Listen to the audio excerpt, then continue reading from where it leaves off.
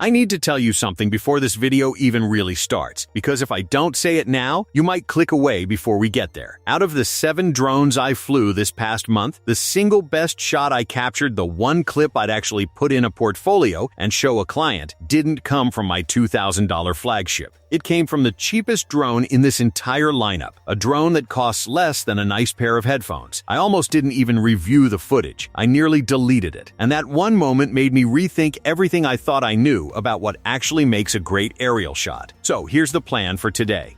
I'm ranking all 7 drones from the one that let me down the most to the one I'd hand to a total stranger with zero hesitation. I'm not doing the sanitized version of this review either. I'm telling you exactly where each drone struggled, because that's usually the part reviewers leave out. And I promise you, by the time we get to the end, the final order is going to surprise you. Stick around, because the twist is coming, and it's worth the wait. How this test actually worked before we rank anything? Let's talk about how this test was actually built, because I think it changes how much you should trust the results. A lot of drone reviews are just 10 minutes in a quiet backyard on a calm afternoon, and then a verdict gets announced like that's a legitimate test. That's not what happened here. Every drone on this list flew a minimum of 3 separate sessions, across different locations, different lighting conditions, and wildly different wind speeds, from dead calm sunrise flights to gusty afternoons where I was holding my breath watching some of these hover in place. I also tracked battery performance based on real flight time, not the inflated number printed on the box, because that number almost never survives contact with reality. For image quality, I pulled still frames straight from the raw footage and compared dynamic range on a color-calibrated monitor rather than just eyeballing playback on my phone. This isn't a professional lab with $1,000 test rigs. It's closer to the exact experience you'd have the week after unboxing one of these yourself, which honestly makes it more useful, not less. Okay, with that out of the way, let's get into the actual ranking. Fair warning, the drone sitting at the very bottom of this list is probably the one most of you assumed would win the entire test. And the one sitting at the top might be a name you've never even heard of before today. If you've been on the fence about which drone to buy this year, do not skip ahead, because the middle of this list is where everything starts to flip upside down. Drone 7 DJI Mavic 4 Pro, the overqualified one. Let's start with the drone everybody assumes takes the crown, because I completely understand why people assume that. The moment the Mavic 4 Pro lifts off, it feels like stepping into an entirely different category of machine. It locks into position with almost no drift, even in wind strong enough to visibly rock the drone flying right next to it. The footage is genuinely stunning. Dynamic range holds together in brutal lighting, like sunset shots where the sky is blown out but the foreground stays perfectly detailed. The obstacle avoidance let me thread it through gaps in tree branches I never would have risked with anything cheaper. This is a legitimate filmmaking tool, not a toy that happens to take nice pictures. But here's the part too many reviews conveniently skip. This drone is heavy. It's noticeably louder than everything else on this list, and setup takes real deliberate effort every single time you fly it. I actually caught myself hesitating to bring it along on casual outings because it felt like too much commitment for a 5-minute clip. The price also puts it completely out of reach for anyone who just wants nice footage from a weekend hike. If you're a working creator or you shoot client work for a living, this thing pays for itself fast. But if you're a weekend hobbyist, you might end up resenting how much you spent on capabilities you'll rarely touch.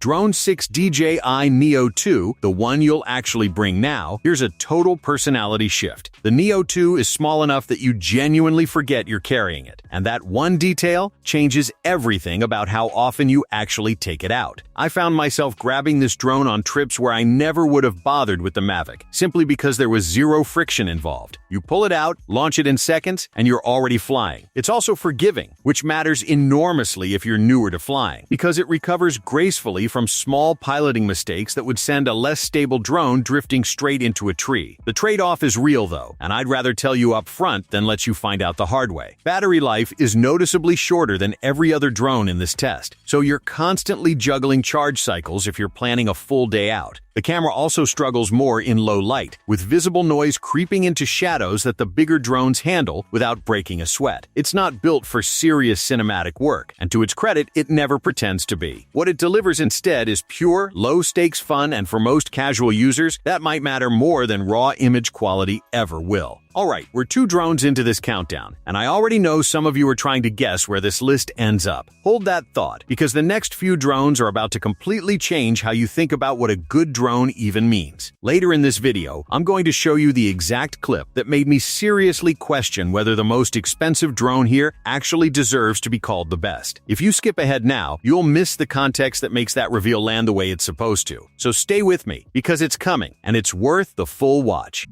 Drone 5 Anti-Gravity A1, the Wildcard. This drone is genuinely unlike anything else on this list, and I think it deserves way more attention than it usually gets. The Anti-Gravity A1 captures footage in every direction at once, which means you stop stressing about framing the perfect shot mid-flight and just fly, knowing you can pull whatever angle you want later in the edit. Here's the part a lot of people don't realize going in though: you don't fly this with a normal stick controller and a phone screen glued to your hands. You wear FPV goggles that show a full 360-degree view in real time, and you steer with a single motion controller that responds to how you point and twist your wrist. It's one of the most immersive flying experiences I've ever had. But because your eyes are fully inside the goggles the entire flight, you legally and practically need a second person acting as a spotter, watching the actual sky while you can't. That immersive setup comes with real costs, and I want to be upfront about them. Editing 360 footage takes serious time. You're not just trimming a clip, you're reframing every single shot afterward inside companion software, which means this drone demands more from you in post-production than it ever saves you in the field. If you don't enjoy editing, or you don't have a friend free to spot for you every time you want to fly, this drone will frustrate you no matter how good the raw footage looks. It also won't give you that classic, buttery cinematic movement the Mavic produces so effortlessly. What it gives you instead is creative freedom, and depending on your workflow and how you feel about wearing a headset in public, that's either the single best feature on this list or the most annoying one. Drone 4 Potensic Atom 2, the Underdog. Here's where this test genuinely surprised me. The Potensic Atom 2 costs a fraction of what the other drones on this list cost, and I fully expected it to feel like a toy by comparison. It didn't. Stability in calm conditions was honestly close to drones costing 3 or 4 times as much, and for someone just getting into flying, that kind of confidence in the air matters more than any number on a spec sheet. I handed the controller to a friend who had never flown a drone in her life, and she landed it safely on her second attempt with zero coaching from me. It's not flawless though, and I'd be doing you a disservice if I pretended otherwise. Honestly, I expected wind to be its weak point going in, and it wasn't. It held position more confidently than I assumed a drone this light possibly could. Where it actually falls short is obstacle avoidance, because there simply isn't any, so you're fully responsible for spotting trees and power lines yourself. The camera does technically support RAW files, but only at 12 megapixels, so if you want the full 48 megapixel resolution, you're locked into JPEG, which limits how far you can push those bigger files if you like editing photos afterward. But for the price, and for someone building basic flying confidence before spending real money, this drone absolutely earns its spot on this list, and remember it, because it comes back up later in a big way. Drone 3 DJI Mini 5 Pro. The sleeper pick, the DJI Mini 5 Pro, is DJI's flagship mini drone, released as the successor to the Mini 4 Pro, and it marks a genuine milestone as the first sub-250-gram drone to ever feature a 1-inch sensor, a size previously reserved for larger, heavier drones. At its core sits a 50-megapixel 1-inch CMOS sensor paired with an f1.8 aperture and a 24 mini-mine full-frame equivalent focal length, which lets it capture 4K 60 HDR video with up to 14 stops of dynamic range, 50 megapixel stills, and even 4K 120 slow-motion footage for genuinely dramatic shots. It supports 10-bit color through H.265 encoding along with D-Log-M and ALG color profiles, giving creators far more flexibility in color grading. And a new 2x zoom mode adds extra reach that's especially useful for video, even though it's digital rather than optical. The gimbal has also been upgraded to allow 225 degrees of rotation, enabling true vertical shooting for social platforms, as well as more dynamic camera angles that simply weren't possible on earlier mini models. Safety has taken a real leap forward too. The Nightscape omnidirectional obstacle avoidance system, powered by forward-facing LiDAR combined with vision sensors, can detect obstacles in conditions as dark as 1 lux, which pairs with a dedicated nighttime return-to-home mode for genuinely safer low-light flying. For positioning, tracking, it uses dual-band GNSS to lock onto more satellites for stable flight. And if that signal drops, it falls back on a vision-based return-to-home mode that retraces its flight path. Battery life has improved as well, with up to 36 minutes on standard batteries and reportedly up to 52 minutes with the larger battery option, while video transmission range extends up to 20 kilometers. It comes loaded with intelligent flight features like subject tracking, automated cinematic sequences, a variety of quick shot patterns, and panorama stitching, plus 42 gigabytes of internal storage and fast Wi-Fi transfer speeds. Despite all these upgrades, DJI kept the drone's signature ultralight, palm-sized foldable design intact, which is part of why it stays exempt from many of the stricter registration requirements that apply to heavier drones in various regions. One long-term reviewer who flew it for 3 months across Iceland, through wind, cold, and snow, described it as the mini update they'd been waiting for, though they noted anyone needing a bigger sensor for serious commercial work might still lean towards something like the Mavic. Pricing ranges from around $950 for the standard bundle up to roughly $1,150 for the fully loaded combo with the advanced controller, extra batteries, and a charging hub.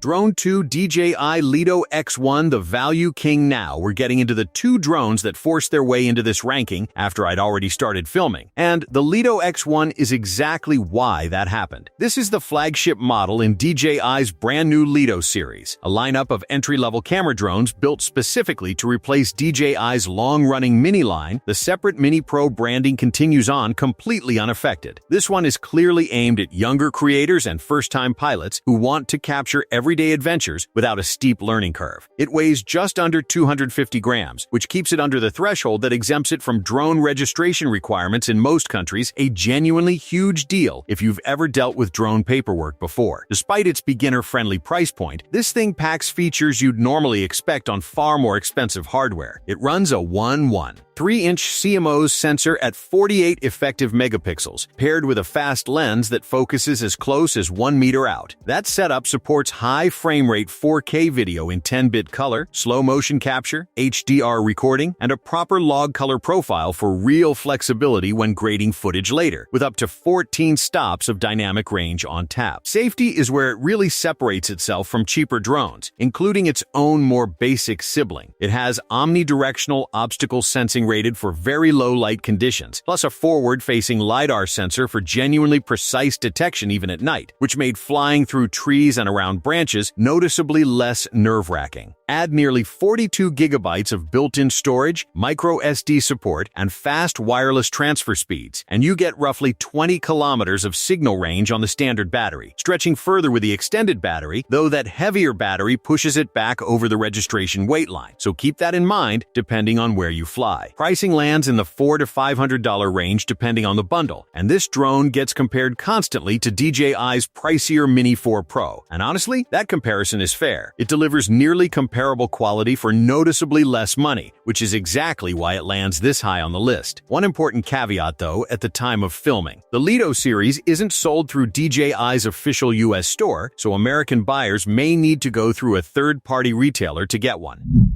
Drone 1 DJI Avata 360, the game changer, and this is the other late edition, the one that genuinely reset my expectations for what an FPV drone can even do. The DJI Avata 360 is being marketed as the world's first 1-inch, 8K, 360-degree drone, and it represents a serious leap forward for DJI's FPV-focused Avata line. It pairs dual large sensors with oversized pixels to capture 8K footage at 60 frames per second in HDR, in every direction simultaneously, alongside high-resolution panoramic stills you can crop and reframe aggressively after the fact. One of its standout tricks is a single lens mode, which lets you drop out of full 360-degree capture and shoot traditional FPV-style 4K footage whenever you don't need the entire sphere. It also includes a virtual gimbal that can rotate and tilt infinitely in any direction, even while the drone itself flies in a perfectly straight line, opening the door to dynamic camera moves that simply weren't possible before. before, including a genuine in-camera dolly zoom. On the safety side, it introduces a new omnidirectional obstacle sensing system that keeps working even in low light, and it ships with built-in wraparound propeller guards that let it fly safely close to people, pets, and tight indoor spaces without turning into a hazard. Flight time runs up to about 23 minutes per battery, and its video transmission system delivers a stable live feed across up to 20 kilometers under ideal conditions. Storage-wise, it packs enough built-in memory for roughly 30 minutes of 8K panoramic footage without ever touching a memory card, and its automatic tracking system picks the right mode for whatever subject you're filming, including a mode that locks onto a moving subject to mimic genuinely professional camera work. It flies with either a standard controller or dedicated goggles for full FPV immersion, starting well under $500 for the drone alone and climbing toward roughly $1,000 for the full combo with goggles included. For sheer capability per dollar in the FPV space, nothing else here comes close, which is exactly why it takes the top spot in this ranking.